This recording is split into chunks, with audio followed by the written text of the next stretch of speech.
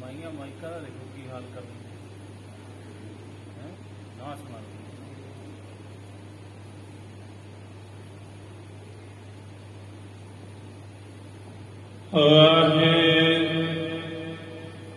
ਗੁਰੂ ਜੀ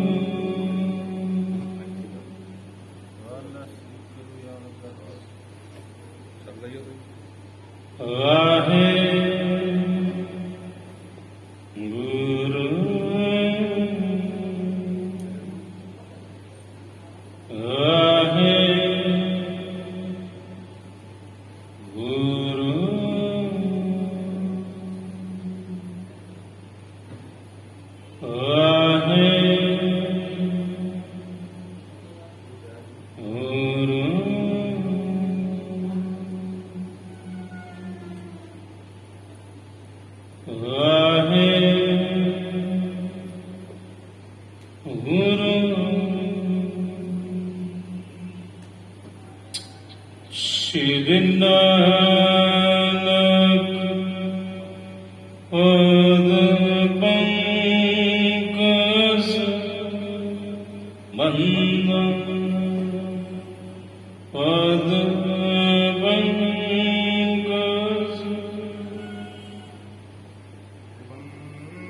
ਵੰਦਨਾ ਸਿਮਰਾਂ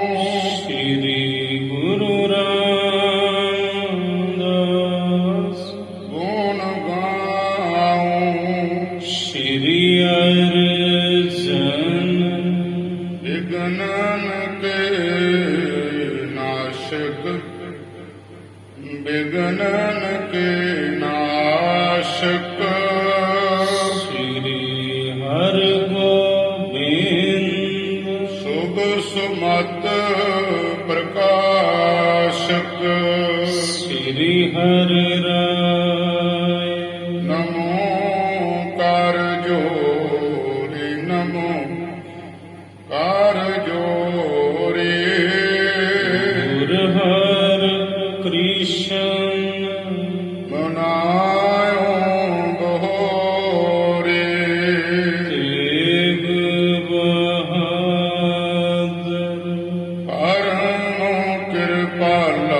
ਸਤਿਗੁਰ ਪਰਮ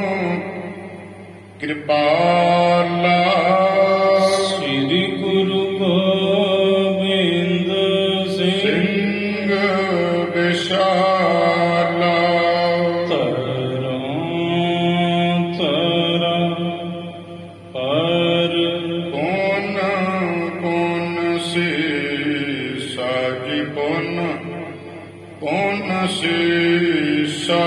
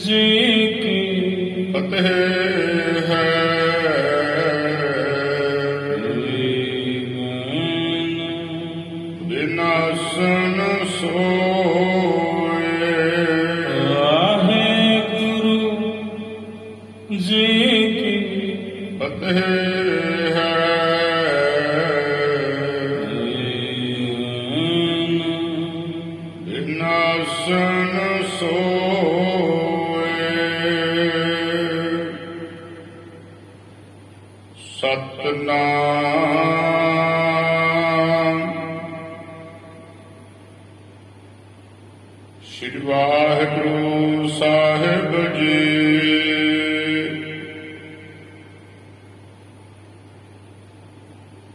ਬੇਬਿਦ ਭਾਂਤ ਕੀ ਕਰਹਿ ਸੋ ਸੇਵਾ, ਨਿਸ ਦਿਨ ਧਿਆਨ ਧਰਹਿ ਗੁਰਦੇਵਾ। ਵਿਵਿਧ ਭਾਂਤ ਕੀ ਕਰਹਿ ਸੋ ਸੇਵਾ, ਨਿਸ ਦਿਨ ਧਿਆਨ ਧਰਹਿ ਗੁਰਦੇਵਾ। ਸਾਧ ਸੰਗਤ ਜੀ, ਵਾਹਿਗੁਰੂ ਜੀ ਕਾ ਖਾਲਸਾ, ਵਾਹਿਗੁਰੂ ਜੀ ਕੀ ਫਤਿਹ। ਸ਼ਰਵਣ ਕੀਤਾ ਆਪ ਜੀ ਨੇ ਕੱਲ, ਚੱਲ ਰਹੀ ਇਸ ਲੜੀਵਾਰ ਸ੍ਰੀ ਗੁਰੂ ਨਾਨਕ ਪ੍ਰਕਾਸ਼ ਦੀ ਕਥਾ ਦੁਆਰਾ ਕਿਰਾਏ ਭੋਏ ਦੀ ਤਲਵੰਡੀ ਗੁਰੂ ਨਾਨਕ ਸਾਹਿਬ ਰਾਤ ਆਪਣੇ ਘਰੇ ਤੇ ਸਾਰਾ ਦਿਨ ਸਤਿਗੁਰੂ ਤਲਵੰਡੀ ਤੋਂ ਬਾਹਰ ਉਜਾੜ ਦੇ ਵਿੱਚ ਬਿਤਾਉਂਦੇ ਹਨ। ਰਾਏ ਬੁਲਾਰ ਜੀ ਸਤਿਗੁਰੂ ਜੀ ਨੂੰ ਆਪਣੇ ਘਰੇ ਬੁਲਾਉਂਦਾ ਹੈ ਤੇ ਮਹਾਰਾਜ ਜੀ ਦੇ ਪਾਵਨ ਦਰਸ਼ਨ ਕਰਦਾ ਹੈ, ਸਾਹਿਬ ਜੀ ਨੂੰ ਪ੍ਰਸ਼ਾਦਾ ਛਕਾਉਂਦਾ ਹੈ। ਇਸ ਤਰ੍ਹਾਂ ਇਹ ਸਿਲਸਿਲਾ ਜਾਰੀ ਹੈ।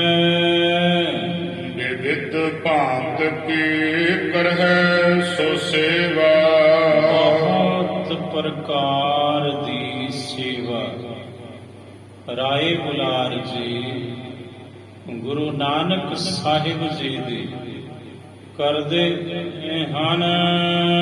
ਨਿਸ ਦਿਨ ਧਿਆਨ ਧਰਹਿ ਗੁਰਦੇਵਾ, ਦਿਨ ਰਾਤ ਗੁਰੂ ਨਾਨਕ ਸਾਹਿਬ ਜੀ ਦੇ ਚਰਨਾਂ ਦਾ ਧਿਆਨ ਆਪਣੇ ਹਿਰਦੇ ਵਿੱਚ ਰਾਏ ਗੁਲਾਰ ਜੀ ਰੱਖਦੇ ਹਨ।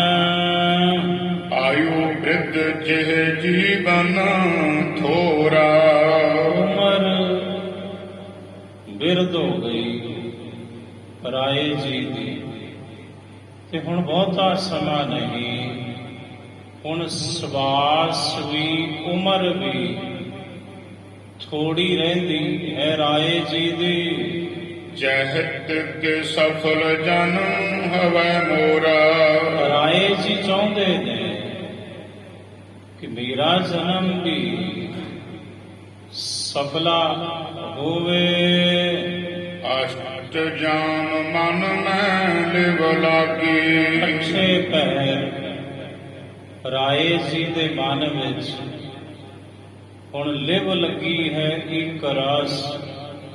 ਧੰਨ ਸਤਿਗੁਰੂ ਗੁਰੂ ਨਾਨਕ ਸਾਹਿਬ ਜੀ ਦੇ ਸਰੂਪ ਦੀ, ਗੁਰੂ ਨਾਨਕ ਸਾਹਿਬ ਜੀ ਦੇ ਚਰਨਾਂ ਦੇ। ਸ੍ਰੀ ਗੁਰ ਚਰਨ ਕਮਲ ਅਨੁਰਾਗੀ, ਸਤਿਗੁਰੂ ਗੁਰੂ ਨਾਨਕ ਸਾਹਿਬ ਦੇ ਚਰਨ ਕਮਲਾਂ ਦਾ ਪ੍ਰੇਮੀ ਹੈ ਰਾਏ ਬੁਲਾਰ। ਇਕ ਬਾਸੁਰ ਨਰ ਬਠ ਅਵਨੀਪਾ, ਇੱਕ ਦਿਨ ਰਾਏ ਬੁਲਾਰ ਨੇ ਆਪਣਾ ਬੰਦਾ ਘੱਲਿਆ। ਕਮਲ ਬਦਨ ਬੁਲਵਾਏ ਸਮੀਪਾ, ਕਮਲ ਵਰਗਾ ਮੁਖੜਾ ਜਿਸ ਸਤਿਗੁਰੂ ਗੁਰੂ ਨਾਨਕ ਸਾਹਿਬ ਜੀ ਦਾ, ਉਸ ਸਤਿਗੁਰੂ ਨੂੰ ਆਪਣੇ ਪਾਸ ਬੁਲਾਇਆ ਆਪਣੇ ਘਰੇ ਰਾਏ ਬੁਲਾਰ ਨੇ। ਦੁਐ ਕਰ ਬੰਦੇ ਬਿਨੈ ਬਖਾਨੀ, ਦੋਵੇਂ ਹੱਥ ਜੋੜੇ ਅਰਜ਼ ਕੀਤੀ ਗੁਰੂ ਨਾਨਕ ਸਾਹਿਬ ਜੀ ਦੇ ਅੱਗੇ। ਦੀਨ ਦਇਆਲ ਦਾਸਨ ਗਤ ਦਾਨੀ, ਰਾਏ ਜੀ ਕਹਿਣ ਲੱਗੇ ਇਹ ਦਇਆ ਦੇ ਘਰ, ਇਹ ਦੀਨਾਂ ਦੇ ਦਇਆਲ, ਤੁਸੀਂ ਆਪਣੇ ਸੇਵਕਾਂ ਦੀ ਕਲਿਆਣ ਕਰਨ ਵਾਲੇ ਮੁਕਤੀ ਦੇ ਦਾਤੇ ਹੋ। ਮਮ ਸਰੂਪ ਕੋ ਦੇਹੋ ਬੁਝਾਈ, ਮਹਾਰਾਜ ਜੀ ਮੇਰਾ ਵਾਸਤਵ ਸਰੂਪ ਕੀ ਹੈ, ਜੋ ਮੇਰਾ ਅਸਲ ਸਰੂਪ ਹੈ ਉਹ ਮੈਨੂੰ ਵਿਖਾਓ, ਸਮਝਾਓ। ਮੇਰੇ ਨਿਜ ਸਰੂਪ ਦੀ ਬਾਬਤ ਮੈਂ ਕੌਣ ਹਾਂ ਜੀ। ਭੂਲ ਰਹਿਓ ਜਿਹ ਸੁਧ ਨਹਿ ਕਾਈ, ਮੈਂ ਆਪਣੇ ਨਿਜ ਸਰੂਪ ਨੂੰ ਭੁੱਲ ਗਿਆ ਤੇ ਮੈਨੂੰ ਰੰਚਕ ਮਾਤਰ ਵੀ ਕੋਈ ਸੋਝੀ ਨਹੀਂ, ਸੂਝ ਨਹੀਂ, ਬੂਝ ਨਹੀਂ। ਆਪਣੇ ਉਸ ਨਿਜ ਸਰੂਪ ਦੀ ਓ ਮੈਂ ਹੂੰ ਕਛ ਜਾਏ ਨ ਜਾਣਾ, ਮੈਂ ਕੌਣ ਹਾਂ ਅਜੇ ਤੱਕ ਸਤਿਗੁਰੂ ਮੈਥੋਂ ਇਹੀ ਨਹੀਂ ਜਾਣਿਆ ਗਿਆ। ਹੁਣ ਸਵਾਸ ਮੁੱਕਣ ਕਿਨਾਰੇ ਨੇ, ਬਜ਼ੁਰਗ ਹੋ ਗਿਆ ਹਾਂ, ਪਰ ਮੈਂ ਕੌਣ ਹਾਂ ਅਜੇ ਤੱਕ ਮੈਥੋਂ ਨਹੀਂ ਜਾਣਿਆ ਗਿਆ। ਬੜਿਓ ਵਿਸ਼ੇਖ ਹਿਰਦੈ ਅਗਿਆਨਾ, ਸਤਿਗੁਰੂ ਮੇਰੇ ਹਿਰਦੇ ਵਿੱਚ ਬਹੁਤ ਅਗਿਆਨ ਹੀ ਅਗਿਆਨ ਭਰਿਆ ਏ, ਵਧਿਆ ਹੋਇਆ ਮੇਰੇ ਮਨ ਵਿੱਚ ਅਵਿਦਿਆ ਹੀ ਅਵਿਦਿਆ। ਸੁਮਤ ਕਹਿਤ ਤਨ ਸਾਗਿਆਨਾ, ਸਤਿਗੁਰੂ ਜਿਹੜੇ ਬੁੱਧੀਵਾਨ ਲੋਕ ਨੇ ਉਹ ਹਨੇਰੇ ਨਾਲ ਤਸ਼ਬੀਹ ਦਿੰਦੇ ਨੇ ਅਗਿਆਨ ਨੂੰ, ਅਕਲਮੰਦ ਲੋਕ, ਵਿਦਵਾਨ ਲੋਕ, ਦਾਨੇ ਲੋਕ ਕਹਿੰਦੇ ਹਨੇਰਾ ਤੇ ਅਗਿਆਨ ਇੱਕ ਸਮਾਨ ਹਨ, ਦੋਵੇਂ ਮੈਂ ਨਹਿ ਜਾਣੂ ਤਾਹੇ ਸਮਾਨਾ। ਪਰ ਮਹਾਰਾਜ ਜੀ ਮੈਂ ਨਹੀਂ ਜਾਣਦਾ, ਮੈਂ ਨਹੀਂ ਮੰਨਦਾ ਇਸ ਬਾਤ ਨੂੰ ਕਿ ਹਨੇਰਾ ਤੇ ਅਗਿਆਨ ਇੱਕ ਸਮਾਨ ਹਨ। ਦਾਨੇ ਲੋਕ ਕਹਿੰਦੇ ਨੇ, ਪਰ ਮੈਂ ਸਵੀਕਾਰ ਨਹੀਂ ਕਰਦਾ ਇਸ ਗੱਲ ਨੂੰ। ਕਿਉਂ? ਤਿਮਰ ਵਿਖੈ ਤਨ ਸੁਧ ਸਭ ਭਾਨੇ। ਕਿਉਂਕਿ ਸਤਿਗੁਰੂ ਫਰਕ ਹੈ। ਹਨੇਰਾ ਹੋਵੇ ਭਾਵੇਂ ਜਿੰਨਾ ਮਰਜੀ ਗੁਬਾਰ ਹੋਵੇ, ਆਪਣੇ ਸਰੀਰ ਦੀ ਤੇ ਸੋਝੀ ਹੁੰਦੀ ਹੈ ਨਾ ਬੰਦੇ ਨੂੰ। ਹਨੇਰੇ ਵਿੱਚ ਆਪਣੇ ਆਪ ਦੀ ਤੇ ਸਮਝ ਹੁੰਦੀ ਹੈ ਕਿ ਮੇਰਾ ਸਰੀਰ ਹੈ, ਮੇਰੇ ਹੱਥ ਨੇ, ਮੇਰੇ ਪੈਰ ਹਨ, ਆਪਣੇ ਆਪ ਦੀ ਤੇ ਸਮਝ ਹੁੰਦੀ ਹੈ। ਹਨੇਰੇ ਵਿੱਚ ਹਰ ਮਨੁੱਖ ਨੂੰ ਆਪਣੇ ਤਨ ਦੀ ਅਨੰਤ ਪਦਾਰਥ ਜਾਏ ਨਾ ਜਾਣੇ। ਇਹ ਵੱਖਰੀ ਬਾਤ ਹੈ ਸਤਿਗੁਰੂ ਕਿ ਆਪਣੇ ਸਰੀਰ ਤੋਂ ਬਿਨਾਂ, ਆਪਣੇ ਆਪ ਤੋਂ ਬਿਨਾਂ ਹੋਰ ਚੀਜ਼ਾਂ, ਹੋਰ ਪਦਾਰਥ ਕਿੱਥੇ ਪਏ ਨੇ ਇਹ ਨਹੀਂ ਜਾਣਦਾ ਬੰਦਾ। ਹਨੇਰੇ ਵਿੱਚ ਆਪਣੇ ਆਪ ਦੀ ਤੇ ਸਮਝ ਹੁੰਦੀ ਹੈ ਕਿ ਮੇਰਾ ਸਰੀਰ ਹੈ, ਮੈਂ ਹਾਂ, ਕਿ ਮੇਰੇ ਹੱਥ ਪੈਰ ਨੇ, ਮੈਂ ਖਲੋਤਾ ਬੈਠਾ, ਹਨੇਰਾ ਜਿੰਨਾ ਮਰਜ਼ੀ ਹੋਵੇ, ਆਪਣੇ ਆਪ ਦੀ ਸਮਝ ਹੁੰਦੀ ਹੈ। ਪਰ ਦੂਸਰੇ ਪਦਾਰਥ ਕਿੱਥੇ ਪਏ ਨੇ ਉਹ ਨਹੀਂ ਜੇ ਦਿਸਦੇ।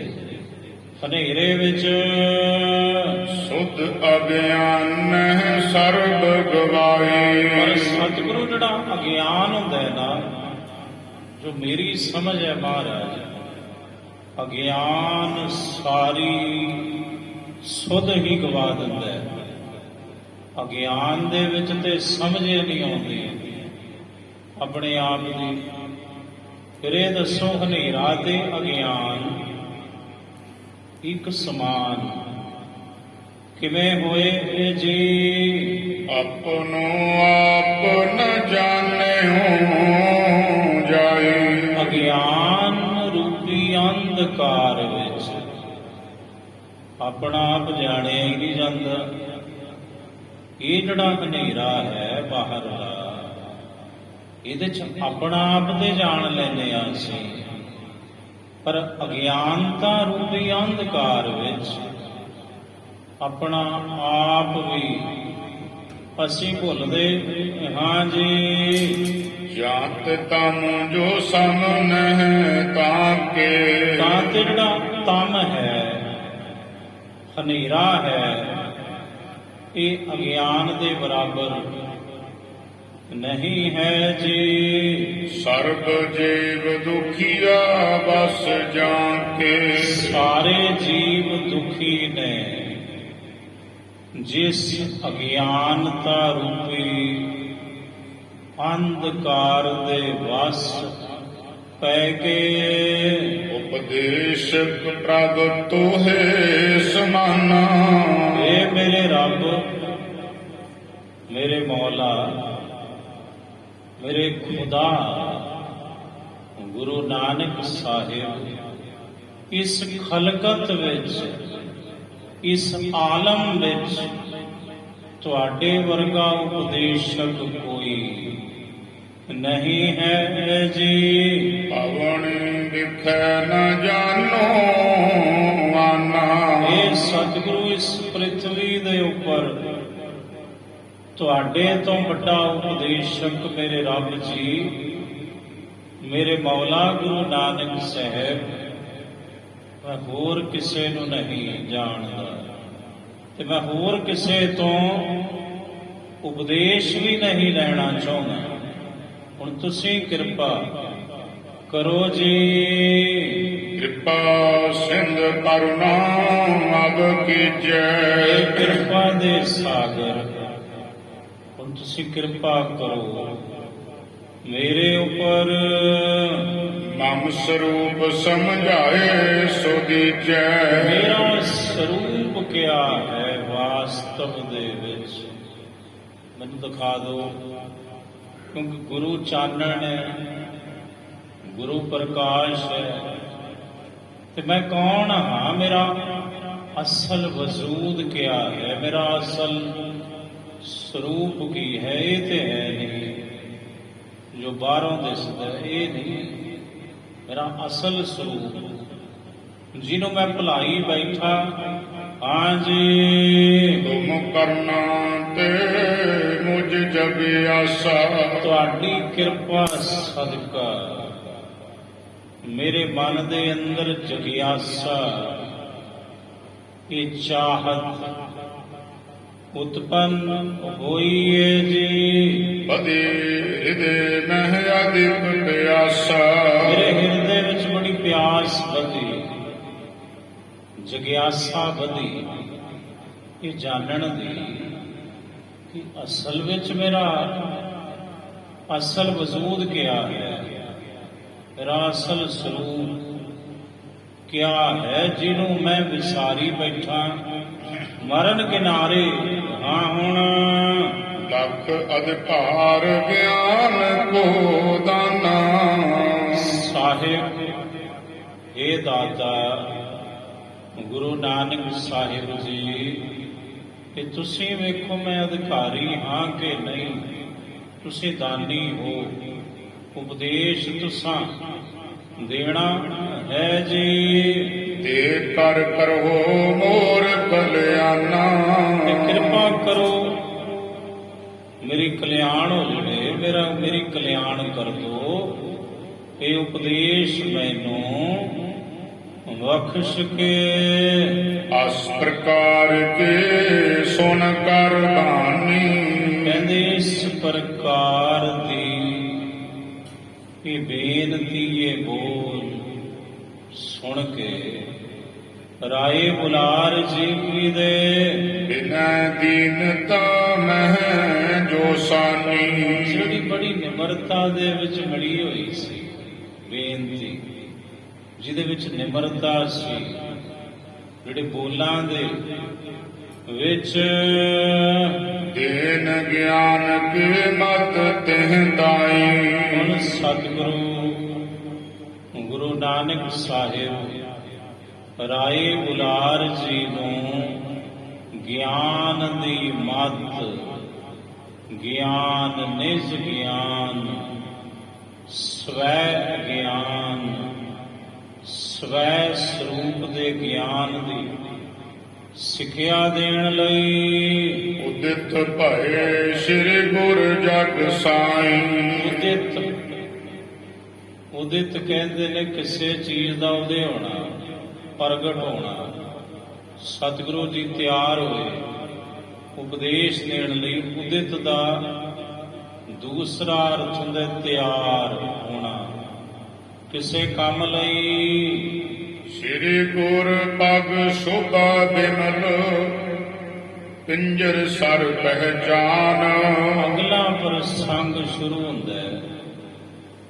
ਕਵੀ ਸੰਤੋਖ ਸਿੰਘ ਜੀ ਕਹਿੰਦੇ ਗੁਰੂ ਦੇ ਜਿਹੜੇ ਚਰਨ ਨੇ ਉਹ ਬਿਮਲ ਨੇ, ਵਿਸ਼ੇਸ਼ ਕਰਕੇ ਮੈਲ ਤੋਂ ਰਹਿਤ ਪਹਿਚਾਣੋ। ਸਤਿਗੁਰੂ ਦੇ ਚਰਨ, ਗੁਰੂ ਨਾਨਕ ਸਾਹਿਬ ਦੇ ਚਰਨ ਤੇ ਗੁਰੂ ਨਾਨਕ ਸਾਹਿਬ ਦੇ ਚਰਨਾਂ ਦੀ ਸ਼ੋਭਾ। ਮਨ ਖੰਜਨ ਤਹ ਪਾਏ ਕੈ ਕਹੂੰ ਕਥਾ ਗੁਣ ਖਾਨ। ਕਬੀਰ ਜੀ ਕਹਿੰਦੇ ਸਿੱਖੋ, ਮੇਰਾ ਜਿਹੜਾ ਮਨ ਹੈ ਉਹ ਖੰਜਨ ਹੈ। ਖੰਜਨ ਇੱਕ ਪੰਛੀ ਦਾ ਨਾਮ ਹੈ।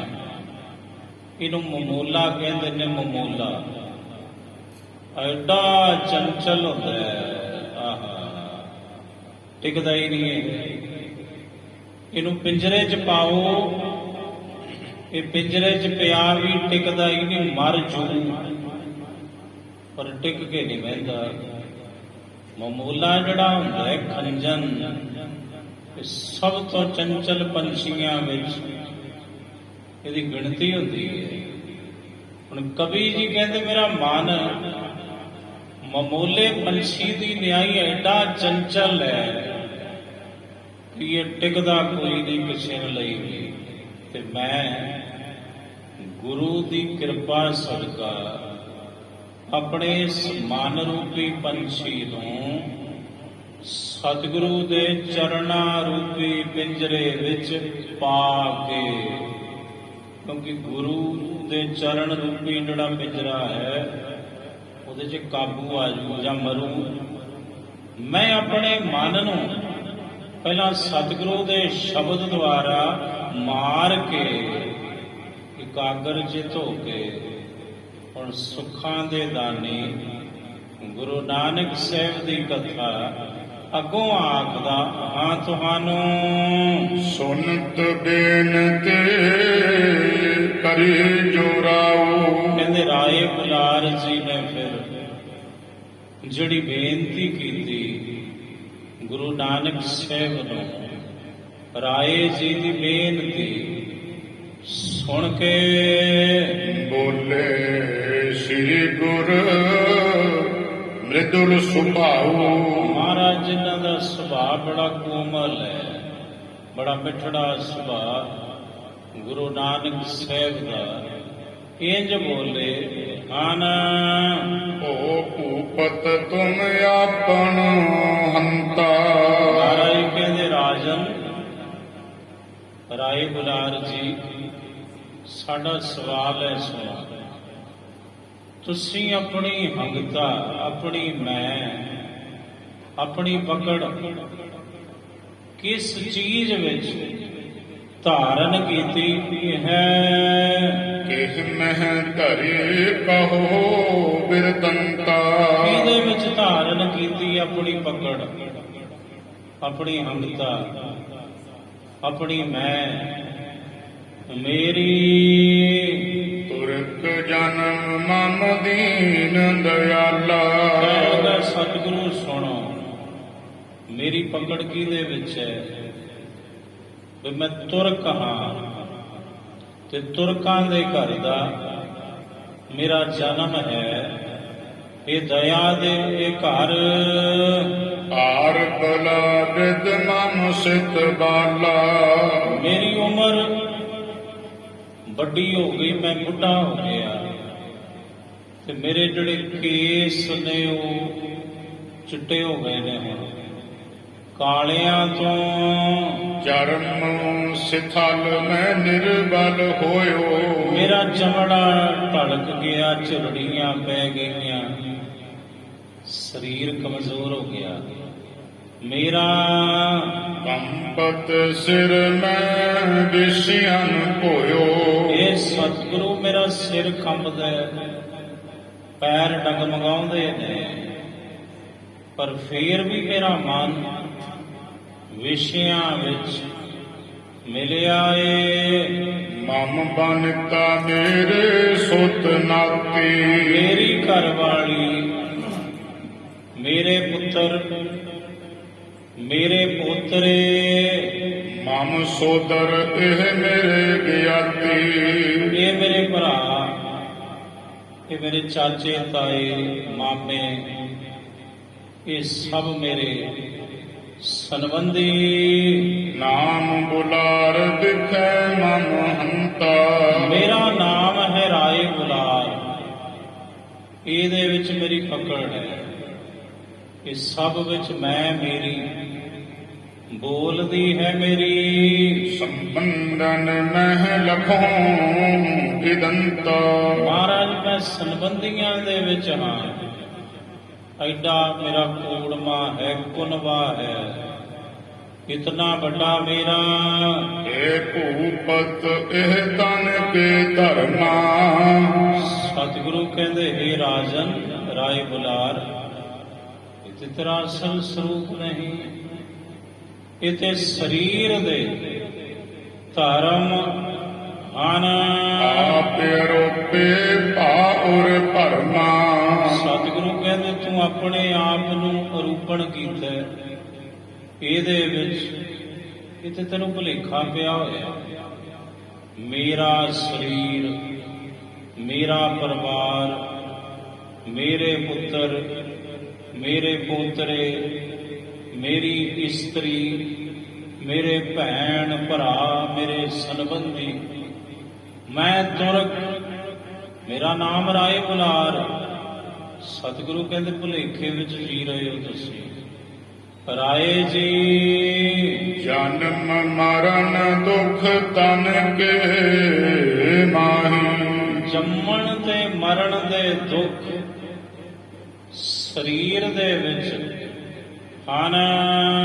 ਬਾਲਿਕ ਕਰੁਣ ਬ੍ਰਿਧ ਤੂੰ ਨਾਹੀ। ਪਰ ਜਿਹੜਾ ਤੁਹਾਡਾ ਅਸਲ ਸਰੂਪ ਹੈ ਰਾਏ ਜੀ, ਨਾ ਉਹ ਬਾਲਾ ਨਾ ਉਹ ਬੁੱਢਾ। ਗੁਰੂ ਕੀ ਬਾਣੀ ਦਾ ਫਰਮਾਨ, ਨਾ ਤੁਸੀਂ ਬੁੱਢੇ ਹੋ ਨਾ ਤੁਸੀਂ ਬੱਚੇ ਹੋ। ਇਹ ਤੁਹਾਡਾ ਅਸਲ ਸਰੂਪ ਹੈ। ਨਾ ਉਹ ਬਾਲਾ ਨਾ ਉਹ ਬੁੱਢਾ। ਤੁਸੀਂ ਸਰੀਰ ਨਹੀਂ, ਆਤਮ ਸਰੂਪ ਹੋ ਰਾਏ ਜੀ। ਵਾਹਿਗੁਰੂ ਜੀ ਕਾ ਖਾਲਸਾ, ਵਾਹਿਗੁਰੂ ਜੀ ਕੀ ਫਤਿਹ।